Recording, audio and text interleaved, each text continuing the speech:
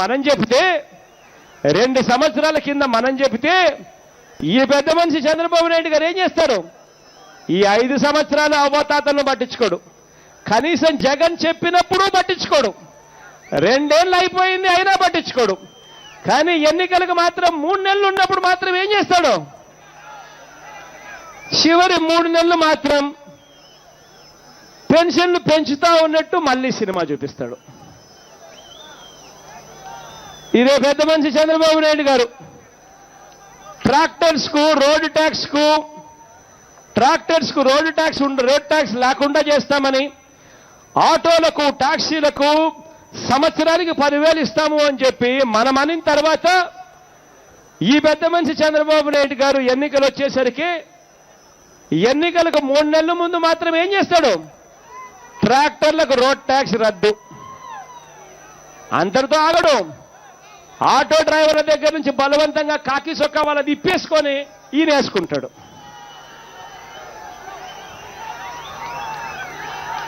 ఎన్నికలకు 3 నెలల ముందు,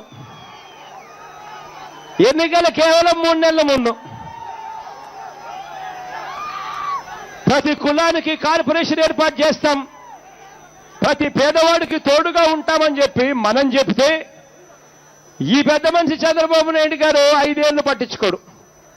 కానీ ఎన్నికలు వచ్చేసరికి మాత్రం 3 నెలల ముందు మాత్రం ఏం చేస్తాడు? ఈ పెద్ద మనిషి బీసీ డిక్లరేషన్ అంటాడు. గతంలో చేసిన బీసీ డిక్లరేషన్ కదా దేవుడు ఎరుగు. 2013లో బీసీ డిక్లరేషన్ చేశాడు. బీసీలకు 119 హామీలు ఇచ్చాడు. ఆ హామీల కదా దేవుడు ఎరుగు, ఆ బీసీ డిక్లరేషన్ కదా దేవుడు ఎరుగు. 5 ఏళ్ల పరిపాలనలో ఏమీ చేయడు. కానీ మళ్ళీ ఎన్నికలు వచ్చేసరికి 3 నెలల్లో ఎన్నికలు ఉండేసరికి మళ్ళీ ఏం చేస్తాడు? రాజమండ్రికి పోతాడు, మళ్ళీ బీసీ డిక్లరేషన్ అంటాడు. ప్రతి కులానికి కార్పొరేషన్ అంటాడు. ఆ కార్పొరేషన్కు నిధులు ఏమిటో తెలుసా?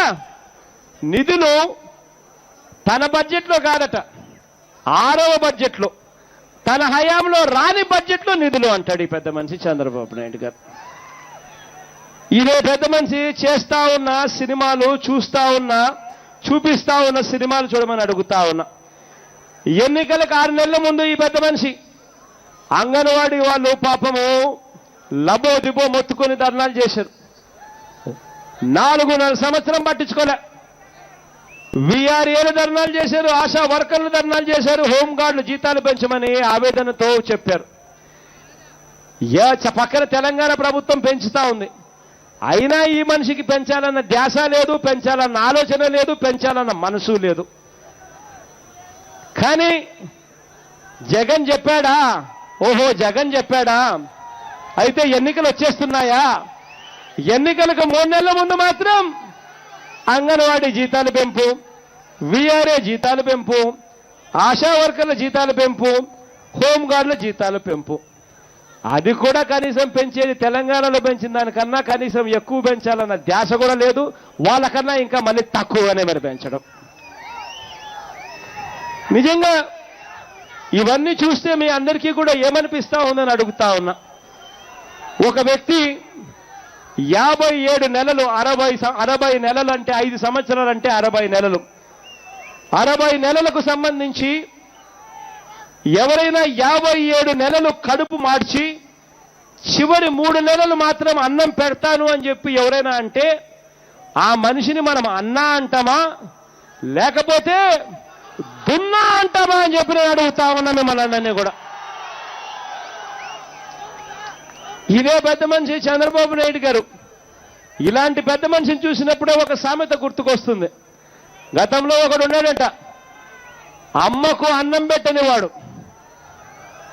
అవసరం పడేసరికి మాత్రం చిన్నమ్మకు బంగారు గాజులు కొనిస్తాను అని అంటాడంటాడు. ఈ పెద్ద మనిషి చంద్రబాబు నాయుడు గారిని చూసే అటువంటి సామెతలు పుట్టి. ఇదే పెద్ద మనిషి చంద్రబాబు నాయుడు గారి గురించి ఇంకొకటి చెప్పాలి.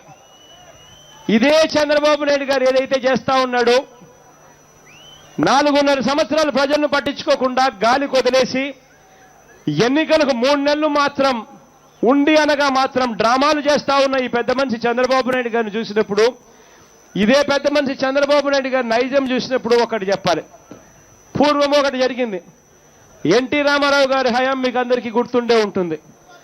ఎన్టీ రామారావు గారు 1983లో రాజకీయాల్లోకి వచ్చాడు. ఆయన ఎన్టీఆర్ గారు 1983లో 1983లో రాజకీయాల్లోకి వచ్చినప్పుడు ఆయన ఎన్నికలకు 6 నెలల ముందో 8 నెలల ముందో రాజకీయాల్లోకి వచ్చాడు. వచ్చినప్పుడు ఆ తర్వాత ఎన్టీ రామారావు గారు ప్రజల్లోకి వెళ్ళి ప్రజల్లో తిరుగుతూ ఆయన అన్నాడు, 2 రూపాయలకే కిలో బియ్యం అని చెప్పి ఎన్టీ రామారావు గారు అన్నారు. ఎన్టీ రామారావు గారు అప్పట్లో 2 రూపాయలకే కిలో బియ్యం అని అన్నాడని అప్పట్లో కాంగ్రెస్ ముఖ్యమంత్రి విజయభాస్కర్ రెడ్డి గారు ఆయన ఎన్టీఆర్ గారు 2 రూపాయలకే కిలో బియ్యం ఇస్తానని చెప్పి అన్నాడని ఇదే మనిషి విజయభాస్కర్ రెడ్డి గారు అప్పుడు ముఖ్యమంత్రిగా ఉన్నప్పుడు ఏం చేశారో తెలుసా? ఎన్నికలకు 3 నెలల ముందు ఒక 4 నెలలు ₹1.90కి బియ్యం ఇవ్వడం మొదలుపెట్టాడు కేజీ.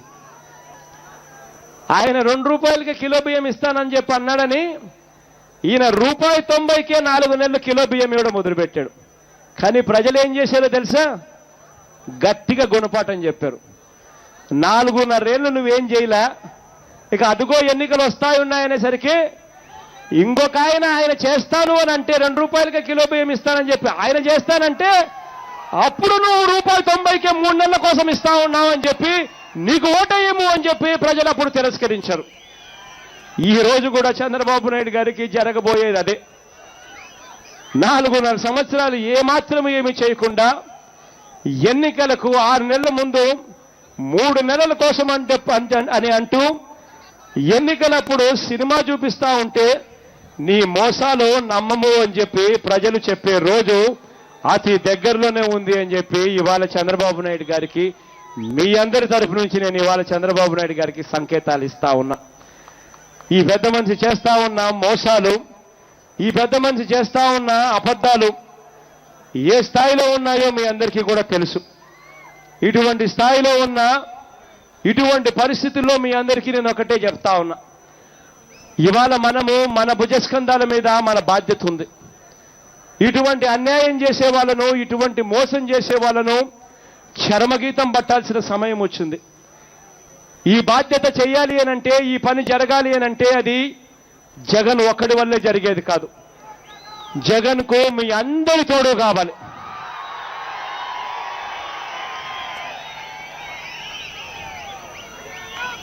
మీ అందరూ మీ గ్రామాలకు పోవాలి. మీ అందరూ మీ గ్రామాలలో జరుగుతా ఉన్న మోసాల గురించి చెప్పాలి.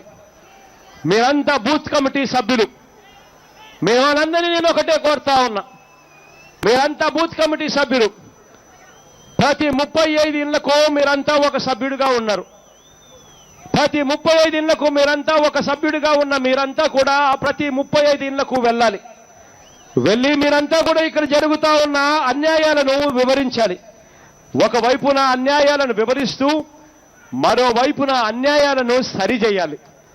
ఆ అన్యాయాన్ని సరిచేసే దిశగా మీరు అడుగులు వేయాలంటే మీరు మొట్టమొదటిగా చేయాల్సింది ఏమిటో తెలుసా? మీ గ్రామాలలో, మీ వార్డులలో మీ ప్రతి ఓటరుకు, మీ ప్రతి ఒక్కరి ఓటు భద్రంగా ఉందో లేదో మీరంతా కూడా తెలుసుకోవాలి. ప్రతి 35 ఇళ్ళు వెళ్ళండి. మీకు బాధ్యత ఉన్న ఆ 35 ఇళ్లకు మీరు వెళ్ళండి. వెళ్ళి ఓటర్ లిస్టుతో ఒక్కసారి మీరు బేరీజు వేసుకోండి. ఆ 35 మంది ఇళ్ళు ఓటర్లు కూడా ఉన్నారా లేరా అని ఒక్కసారి చూసుకోండి. అసలు మీ ఓటు ఉందా లేదా కూడా ఒక్కసారి మీరంతా కూడా బేరీజు వేసుకోండి. మీరంతా కూడా ఓటర్ లిస్టులో ఉన్నారా లేదా చూసుకోవడమే కాకుండా ఓటర్ లిస్టులో ఒకవేళ లేకపోతే ఓటర్ లిస్టులో ఎలా చేర్పించాలి అన్న ఆలోచనలు కూడా చేయాలి. ఎలా చేయాలి ఈ పని అనంటే, ఎలా చూసుకోవాలి మీరు ఓటర్ లిస్టులో మీ పేరు ఉందా లేదా అని చెప్పి అనంటే, అది ఎలా చేయాలి అనంటే, ఎలా చూసుకోవాలి అనంటే, మీ ఓటర్ ఐడి కార్డు మీద ఉన్న ఎపిక్ నెంబర్ ఉంటుంది. మీ ప్రతి ఒక్కరి దగ్గర ఓటర్ ఐడి కార్డు ఉంటుంది. ఆ ఓటర్ ఐడి కార్డు మీద ఎపిక్ నెంబర్ అని చెప్పి ఒకటి ఉంటుంది. ఆ ఎపిక్ నెంబర్ను మీరు 1950 అంటే 1950 అంటే 1950 1950కి మీరు SMS ఇస్తే మీ ఓటు ఉందా లేదా అని చెప్పి రిప్లై వస్తుంది. మీ ఓటు ఉందా లేదా అని చెప్పి రిప్లై వస్తుంది. అది ఒక పద్ధతి, మీకు మీ ఓటు ఉందా లేదా అని తెలుసుకునే దానికోసం. ఒకవేళ మీ ఓటు లేకపోతే మీరంతా కూడా ఫామ్ 6 అని చెప్పి ఫాములు దొరుకుతాయి. ఆ ఫామ్ 6 అనే ఫామును ఫిల్ చేసి మీరంతా కూడా మీరు రిజిస్టర్ చేసుకోవాలి ఓటర్గా. ఆ ఫామ్ 6 ఫిల్ చేయాలి అనంటే కంప్యూటర్లోకి వెళ్ళి ఆన్లైన్లోకి వెళ్ళి ఆన్లైన్లో ఎక్కడ ఎతికినా కూడా మనకు ఫామ్ 6 అనేది దొరుకుతుంది. ఎలక్షన్ కమిషన్ వెబ్సైట్లోకి వెళ్ళి ఫామ్ 6 అని చెప్పి అడిగితే ఫామ్ 6 అని చెప్పి నొక్కితే ఆన్లైన్లోనే మీకు ఫామ్ 6 వస్తుంది. ఆ ఫామ్ 6లో ఒకవేళ మీరు ఓటర్గా లేకపోతే ఆ ఫామ్ 6ను మీరు అక్కడికక్కడే ఫిల్అప్ చేసి ఆన్లైన్లోనే మీరు దరఖాస్తు చేసుకోవచ్చు. ఆన్లైన్లో ఎలా నమోదు చేసుకోవాలో చెప్పా. ఎలక్షన్ కమిషన్ వెబ్సైట్లోకి పోతే ఫామ్ 6 అనేది అవైలబుల్గా ఉంది. ఫామ్ 6 అనేది మనం ఫిల్అప్ చేస్తే ఎవరైనా కూడా మళ్ళీ ఓటర్గా నమోదు కావచ్చు. రెండో పద్ధతి ఏమిటి అనంటే మనందరికీ తెలుసు ఎంఆర్ఓ ఆఫీస్ ఎక్కడుందో. ఎంఆర్ఓ ఆఫీస్ దగ్గరికి పోయి అక్కడ కూడా మనము ఫామ్ను ఫిల్అప్ చేస్తే అక్కడ కూడా మనం ఓటర్ల జాబితాలో నమోదవుతాం. మూడవ పద్ధతి బ్లాక్ లెవెల్ ఆఫీసర్స్, అంటే మన అంగన్వాడీ కేంద్రం దగ్గరనో మన స్కూల్ దగ్గరనో ఎలక్షన్ కమిషన్ వాళ్ళు ఖచ్చితంగా ఒక బ్లాక్ లెవెల్ అధికారిని ఒకరిని నియమిస్తారు. వాళ్ళ దగ్గరికి పోయినా కూడా వాళ్ళు మనల్ని ఓటర్ల జాబితాలో ఒకవేళ మన పేరు లేకపోతే మనల్ని మళ్ళీ నమోదు చేసే కార్యక్రమం చేస్తారు. ఒకవేళ ఎక్కడైనా మీకు దొంగ ఓట్లుగా ఉన్నట్టుగా మీకు తెలిస్తే ఆ దొంగ ఓట్లను తీసేయించే కార్యక్రమం చేయాలి అంటే ఫామ్ 7 అనేది ఫిల్అప్ చేయాలి. ఇవన్నీ కూడా దగ్గరుండి ప్రతి ఇంటికి మనం పోవాలి, చూసుకోవాలి. అసలు మనల్ని ప్రేమించే వాళ్ళందరి ఓట్లు ఉన్నాయా లేదా తెలుసుకోవాలి. మనల్ని ప్రేమించే ప్రతి ఒక్కరి ఓటు కూడా ఖచ్చితంగా ఉండేట్టుగా చర్యలు తీసుకునే దాంట్లో మీరంతటి మీరే క్రియాశీలకంగా పాత్ర పోషించాలి.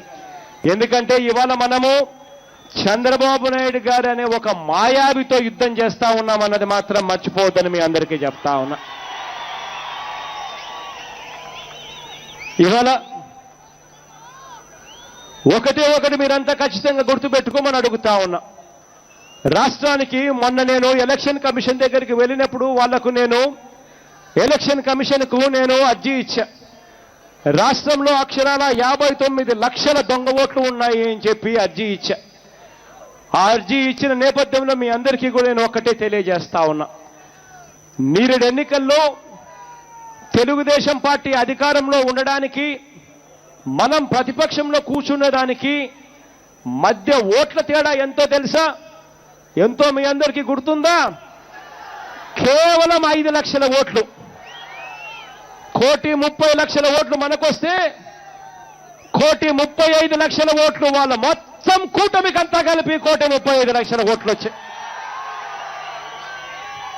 తేడా కేవలం 5 లక్షల ఓట్లు మాత్రమే.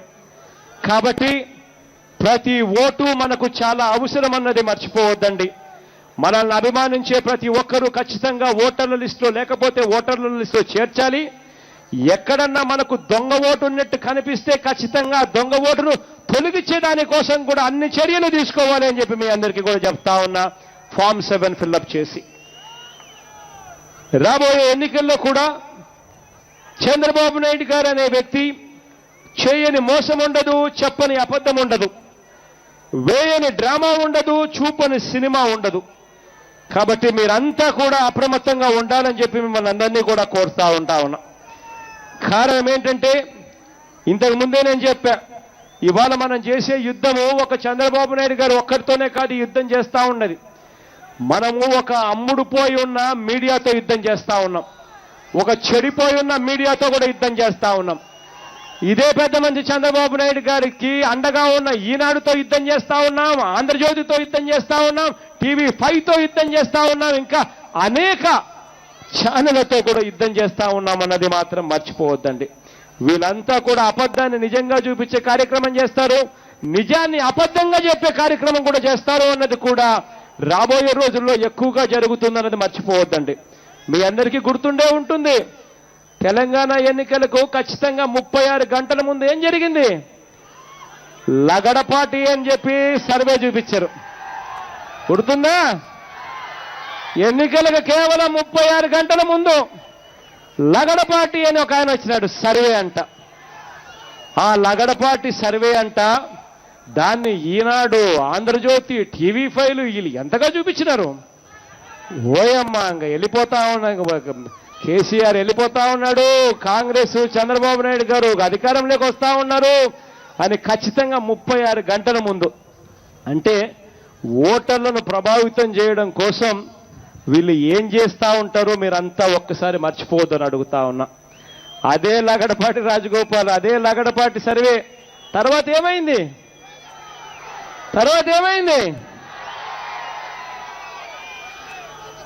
ఈ జిత్తులు మారి నక్కలను ఖచ్చితంగా గుర్తుపెట్టుకోండి, ఈ జిత్తులన్నీ కూడా అని చెప్పి మీ అందరికీ కూడా కోరుతా ఉన్నా. ఇదే చంద్రబాబు నాయుడు గారి ఎన్నికల సమయంలో ఇవాళ చంద్రబాబు నాయుడు గారు చేస్తా ఉన్న పనులు చూడమని అడుగుతా ఉన్నా. మీ ప్రతి గ్రామానికి ఇంటెలిజెన్స్ అధికారులు వస్తా ఉన్నారు. పోలీసులను నిజంగా చంద్రబాబు నాయుడు గారు ఎంతటి దారుణంగా వాడుకుంటా ఉన్నారు అనంటే నాకే నిజంగా పోలీసులను చూసినప్పుడు జాలి అనిపిస్తుంది. నిజంగా పోలీసులు తమ టోపీల మీద ఉన్న 3 సింహాలకు సెల్యూట్ కొట్టాలి. కానీ ఇవాళ అదే పోలీసుల చేత ఆ 3 సింహాల వెనకాల ఉన్న నక్కలకు ఇవాళ సెల్యూట్ కొట్టించే పరిస్థితి ఇవాళ తయారైంది రాష్ట్రంలో.